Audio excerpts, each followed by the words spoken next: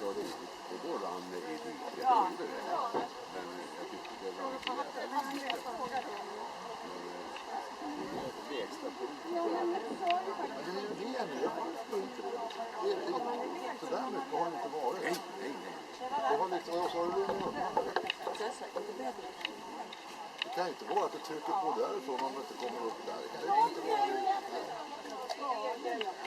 Får du titta, spännande.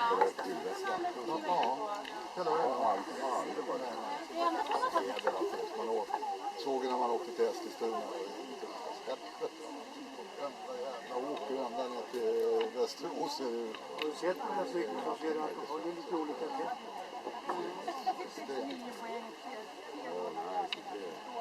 Där uppe blir det att det torkar upp där lite. Det rinner ner dit och så att säga. Så det fortsätter. Men det är ju en sån sak som man kan på den där alldeles med väldigt mycket. Ja, den är det. Det är så jävla det är för att bara jämsa. Ja, jag sa precis. Ja, men det är precis riktigt. Det är en drunkna.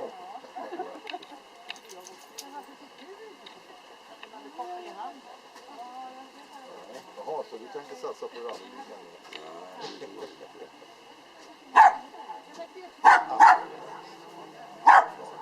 Det är väl en bra grej för att få folk till klubben och snacka lite yngre. Hålla på att springa och rycka i skogen typ. Ja, det är inte så många som är intresserade av det. Ja, här är ju också en tävlingsform som kan man kan ganska snabbt komma igång. Det behöver liksom inte... Tjena! Nej, det är ju inte så jävla. Alltså liksom det är ingen... Ja, det är ett lätt sätt att komma igång.